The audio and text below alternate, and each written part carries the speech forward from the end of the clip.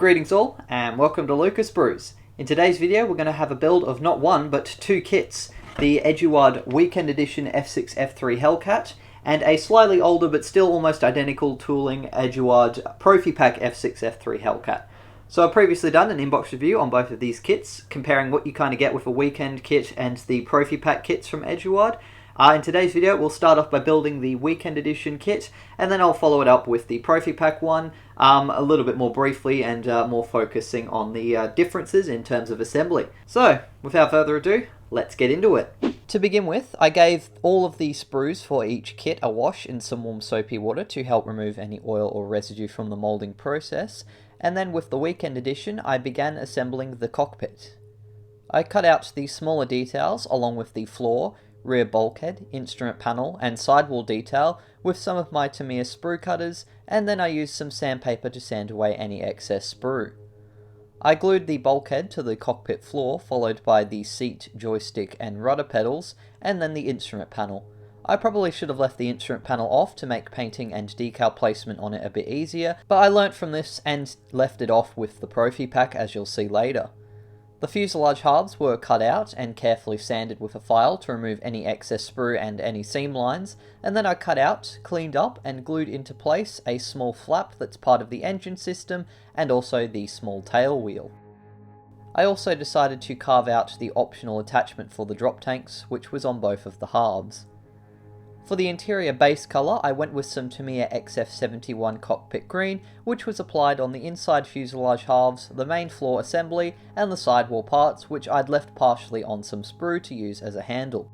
I keep the paint nice and thin so it wouldn't soften any of the wonderful moulded details by covering it up, and applied it in 3 layers so the colour would still be quite strong and uniform.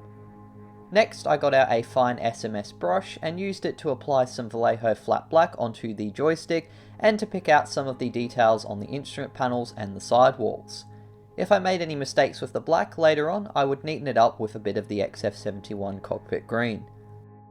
The Weekend Edition kit includes decals for the instrument panel and some of the sidewalls, so I cut these out and applied them using a little bit of water to get them off the transfer paper.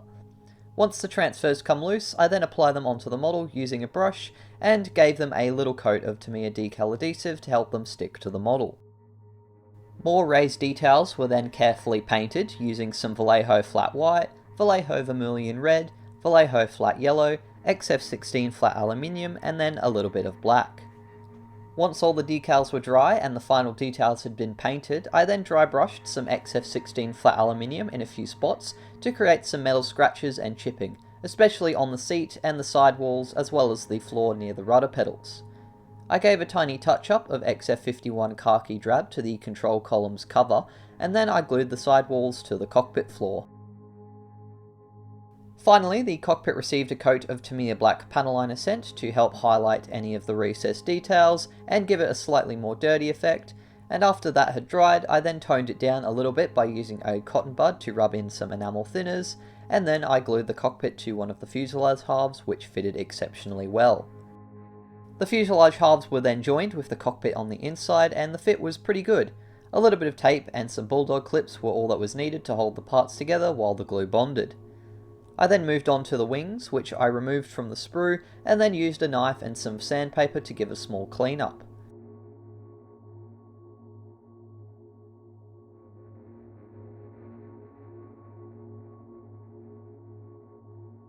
Unfortunately in this kit, the machine guns are attached to an integral part of the wings, which has to be added so that the halves can come together, so I had to add them in before joining them.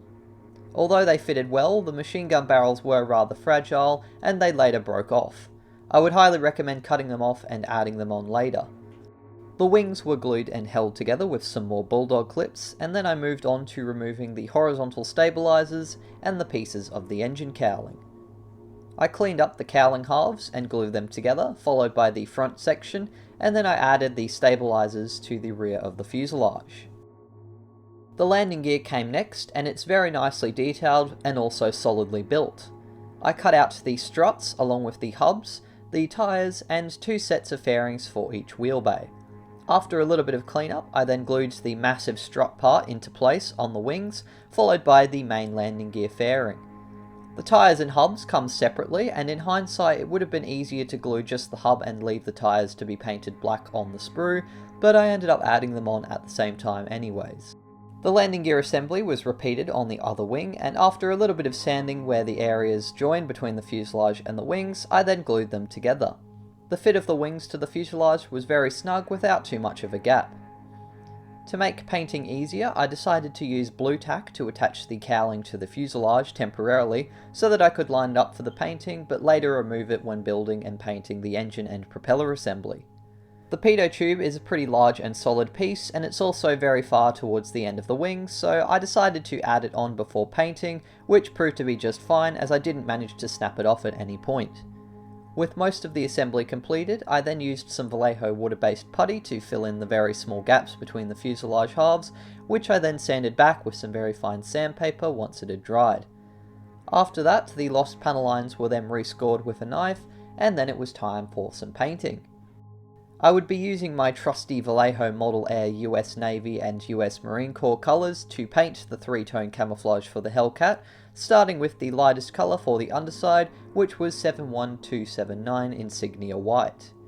I squeezed some out from the bottle into a clear plastic cup, and then gave it a little bit of a stir before applying it onto the model with a decent sized brush. I apply the paint relatively quickly as it has a rather short drying time, and as much as possible in the same direction to help reduce any visible brush strokes. White is a rather challenging colour to brush paint since it is very light and thus requires a large number of coats. In this case, I applied 4 initially. It can also be challenging to avoid applying it too thick because, as you can see, it takes several layers before the plastic colour doesn't show through and the white looks nice and solid and uniform. Fortunately, Vallejo's Model Air range are water-based acrylics, so it's pretty easy to thin them down with a little bit of water, which I very occasionally mixed in with the paint bowl to help thin it. Being designed for airbrushing, however, the paint is already quite nice and thin out of the bottle, and after a good shake, it seems to be pretty uniform. After the 4th coat of white, I then began to apply the second darkest colour, which was 71299 Intermediate Blue, which was for the fuselage and tail. I applied it in a pretty similar fashion, taking special care along the sides of the fuselage where the white and blue met. Since I was going to do the Hellcat scheme featured on the Boxer, I followed Eduard's painting guide as close as possible for this particular scheme to make sure I got the lineup for the colours correct, and also picked out the more curved areas of the camouflage pattern. For the front cowling, I dabbed a little bit of the paint in a more blotchy area around the front, based on some of the reference photos I've seen of the front of Hellcats.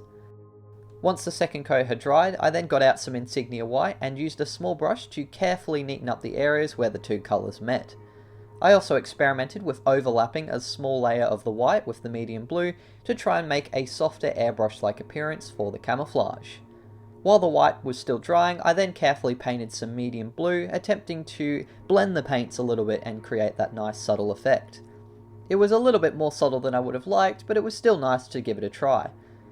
At this point, I decided to add the final and darkest colour to the aircraft, which was 71295 USN Sea Blue. This was applied only on the upper surface of the unpainted wings, horizontal stabilizers, and also in a band along the top of the fuselage, which sort of softly ended at the tail. For this particular scheme, there was also a rough square, which looked like it was oversprayed on the tail. 2 coats of the USN Sea Blue were applied, and then I repeated my blending technique with it and the medium blue, where the colours met again to create a subtle soft fading effect as though it had been airbrushed. I then applied a 3rd layer of the darker USN Sea Blue over the areas where it was, and a 3rd and final layer of the medium blue before adding 2 more thin layers of white on the underside, making a total of 7 layers of the Insignia White. In some spots, especially around the wings, the darker blue had bled a tiny bit, so I had to do a few smaller areas with some extra coats of white to help neaten it up.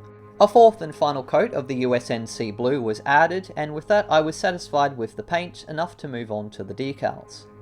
I applied the decals using my normal technique of cutting up the transfer sheets into manageable sections, and then sticking the decals in some warm water for a few seconds, and after they start to come loose, applying a bit of water where I want to place the decals on the model, and then sliding the transfers using a finger or more ideally a brush into place. I plan to start doing a layer of gloss varnish before applying decals to help combat silvering, but fortunately for this kit, the decals were good enough quality that it didn't matter that I'd skipped this step so much.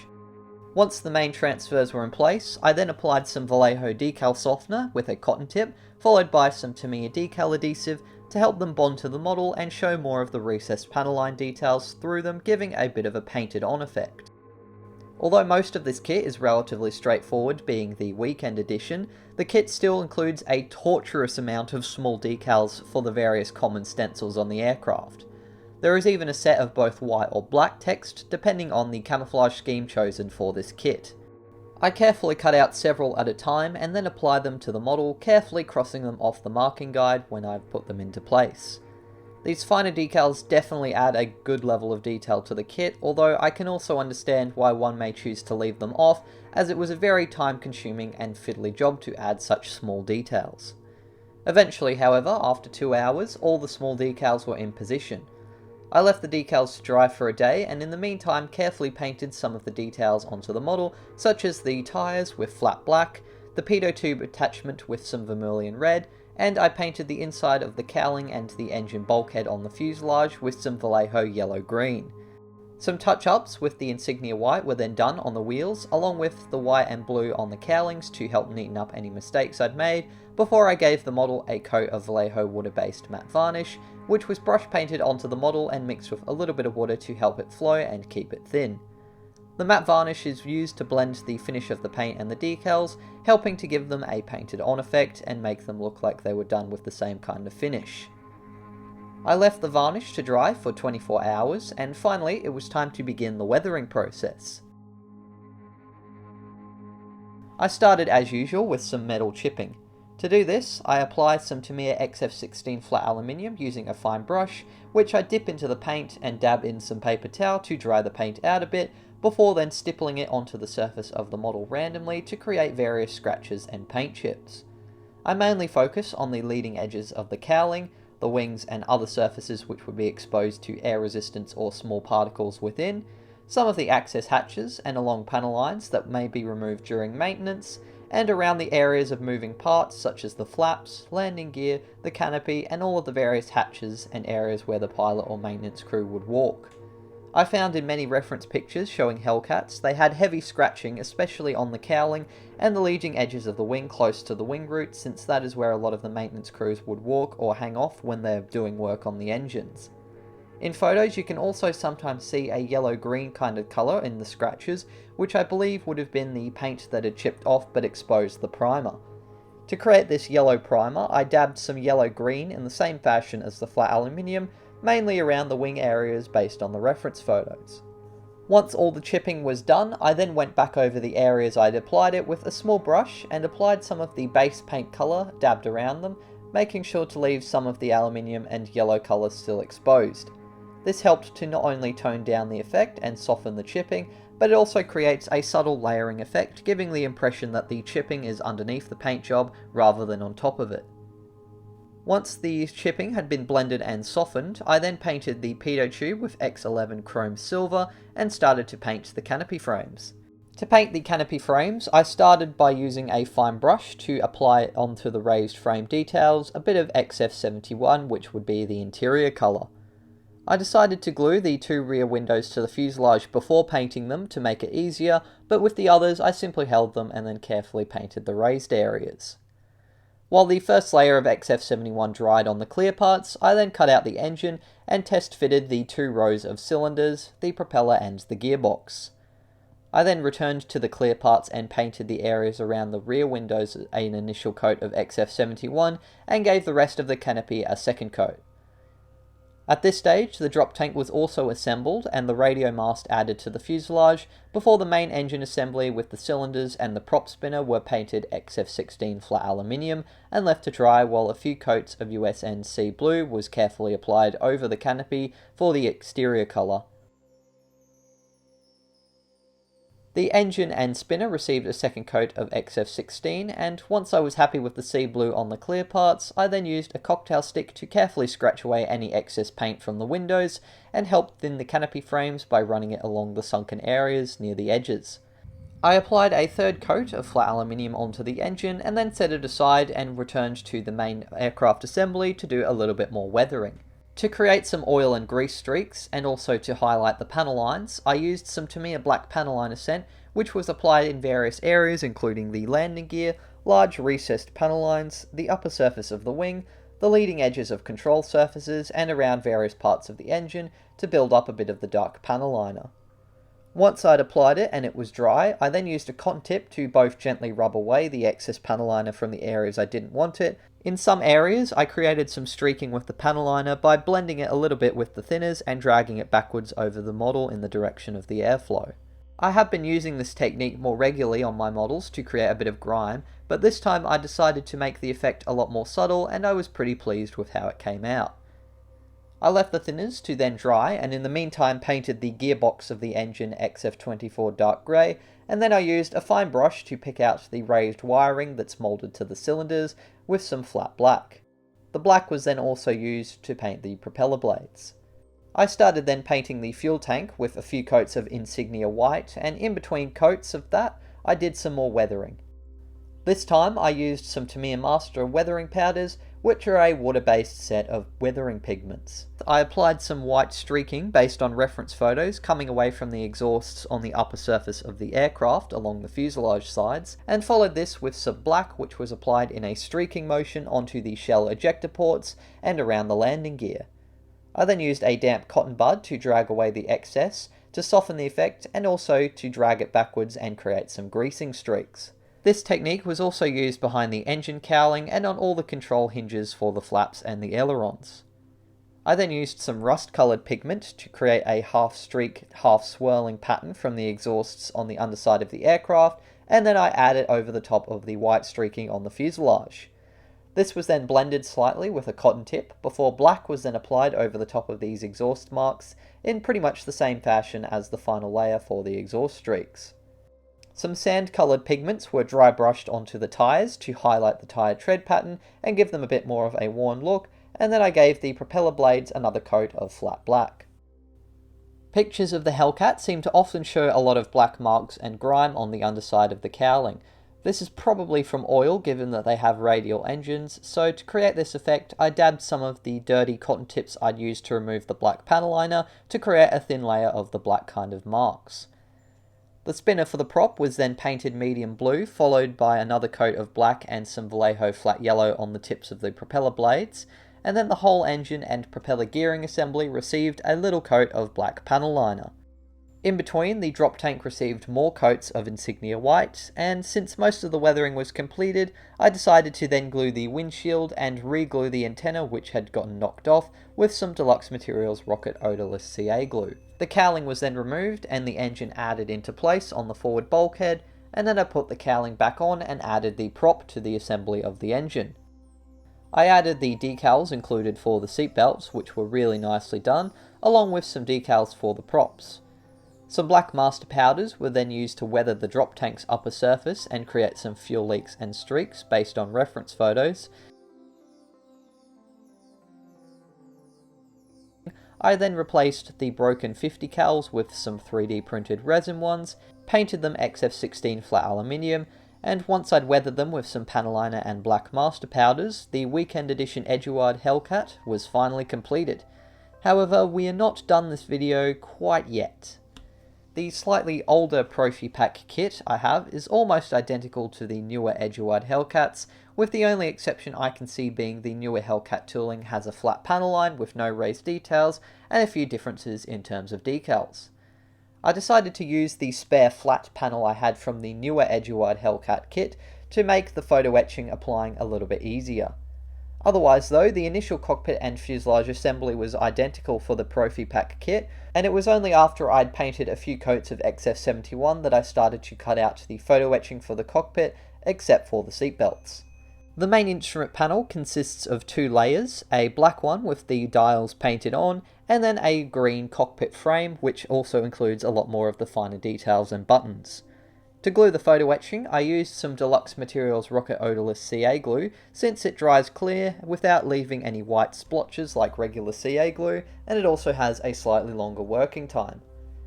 The black dial panel is first glued to the plastic base parts for the 3 different parts, and then left to dry. In the meantime, I still picked out the plastic details with some Vallejo flat black and a fine brush, just like I had with the weekend edition kit. Some additional photo etch parts are included for the sidewall details in the cockpit, including some very tiny throttle controls, and once I'd done them, I then cut out and glued the outer frames to the instrument panel, and just like that, I had a very nice detailed instrument panel with some nice three-dimensional depth. I did some final touch-ups around the cockpit with some Vermilion red, flat black, yellow, and a little bit of flat white before then gluing the side panels to the cockpit floor and adding a little bit of metal chipping. The final touch to the instrument panel was to dab some gloss varnish into the dials to give them a glossy appearance and the illusion of them being behind glass. The cockpit floor and sidewalls then received some panel liner followed by a little bit of thinning, and from there I assembled the cockpit, fuselage halves and the wings just as I did with the weekend edition. The landing gear, cowlings and horizontal stabilizers were also identical in this kit, although I did consider leaving one of the panels on the cowling unglued so that I could remove it and show the engine, but I later decided to just glue it into place as that was a little bit too fiddly. Just like the weekend edition, this kit fitted perfectly well together and was given a little bit of filling and sanding before I then glued the cowling together and moved on to the painting. Painting was once again pretty much identical to as I'd done with the other Hellcat, the only variation initially being some very slight different positioning of the three colours. I applied again around about 7 coats of the Insignia white, 4 of the medium blue and 3 of the USN Sea Blue. I also attempted the same blending techniques. I decided to go with the most striking scheme of the 6 that are included in this kit, which was Lieutenant Richard E. Stembrook's aircraft of VF-27. This aircraft featured the famous mouth and eyes on the cowling, which was a little bit more of an obvious difference between the Hellcats. Although the decals in the Profi Pack were older, they were still of fantastic quality, and they didn't silver despite being placed on a non-glossy surface. Although I did find that the eyes and the mouth decals unfortunately didn't conform very well to the curved surfaces of the cowling, even after a bit of adhesive and decal softener. I noticed that both the colouring of the instructions and the decals in the Profi Pack were also strangely more vibrant. I thought that this was odd since the colour codes referred to were identical in both the weekend and older Profi Pack's painting guides, but yet it was still depicted much brighter with the older kit, and also the decals for the national markings match this more vibrant colour. Interestingly, the older Profi Pack also had none of the tiny common stencils which were included in the weekend edition. I would suspect that the newer Profi Pack Hellcats would definitely have these common stencils, and that it's only in the older Eduard kits that these are absent. And once the decals had dried, I continued to paint the finer details such as the tyres and the pitot tube. The front mouth area around the cowling required a little bit of painting, so I used some Vermilion red around the areas where the decals were, and fortunately this colour seemed to match perfectly with the red on the mouth decals. Otherwise, after that, the same coat of matte varnish was applied, followed by the painting of the canopy and some weathering. I did add a little bit more streaking and oil grime onto the Profi Pack Hellcat since the weekend edition was a little bit lighter compared to some of the other Hellcat photos I'd seen, but I still tried to challenge myself by holding back more than I normally would. The next bit of photo etching to be added to the Profi Pack was for the rear windows. There's a small piece of metal frame included, and after this was painted XF71 interior green, I then glued it to the rear windows and continued to glue them into place and paint the canopy just as I'd done with the weekend kit. Things got a little bit more noticeably different when it came to the engine assemblies. I started by assembling the 2 rows of cylinders as normal and painting them XF16, and while they dried I glued a small photo etch grill that's included for the air intakes on the engine cowling. Some slightly more noticeable photo etching came then in the form of some of the engine details. Initially I assembled the 2 rows of cylinders and painted them XF16 flat aluminium as normal, and while they were drying a small grill was added to the air intake of the cowling. But before the gearbox was added to the rest of the engine, I carefully cut out and then glued the more noticeable photo etching for the wiring on all the cylinders. It was a bit of a fiddly process to cut out the photo etching and then glue it to all of the cylinders, but once it was in place it looked pretty good. With the wiring in place, the gearbox was painted XF24 dark grey, and then the extra wiring was painted a mixture of flat black and X31 titanium gold based on reference photos. The gearbox also had some photo etch placards and a symbol that was included, so I cut these out and then glued them into place. Even more fiddly, however, than all of the wiring was the photo etching for the seatbelts, which includes 2 parts for each of the 4 straps, along with some smaller parts for the buckles and flaps. Once the seatbelts had been assembled, I then bent them carefully to naturally fit the seatbelts, and then glued them into the cockpit. I definitely like the look of the photo etched seatbelts, much more than the decal ones, but they are definitely not as easy to add into place. More placards from photo etch were then glued to the sidewalls before the canopy segments could be added, and then the detailed engine received a wash and a thin coat of X20 enamel thinners. I also dabbed some of the thinned black panel liner inside of the engine cowling to create some more subtle oil marks and stains on the inside of the engine, although these couldn't really be seen after the engine was in place. I removed the cowling and then glued the engine into place, and once again used the weathering master powders to create the same effects for the exhaust smoke, the gun smoke and the grease streaking as I had on the weekend edition. And once the propeller had been installed, the fuel tank had been painted and weathered, and the machine guns had been repaired, the Profi Pack Eduard Hellcat was also finally completed. And here you can see both of the finished aircraft. I have to say, not only was the build process pretty easy and enjoyable, but I also found I was really happy with the results I got for both aircraft. I really enjoyed brush painting with the Vallejo model air paints. I'm happy with my more subtle weathering effects for the chipping, and I'm really happy with how the mixture of master powders and enamel washes made to create a well-used and dirty looking Hellcat. Eduard have done a fantastic job with both of these kits, and I think it's great that they do the cheaper weekend edition with less schemes and complexity for a budget or less experienced modeler, along with the upgraded Profi Pack with the photo etch and more markings for the advanced modelers. I paid $15 for my older second-hand Profi Pack kit, although brand new they usually go for around about $30 AUD.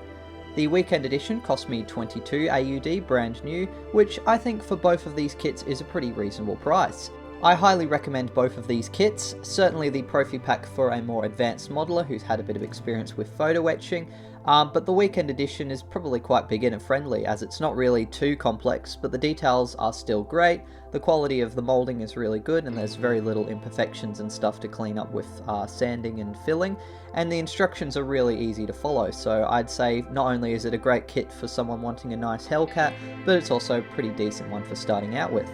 The only tricky part for the weekend edition was all of these small decals, but you can get away with leaving them off if you weren't comfortable doing them, or if you didn't really have the patience for them.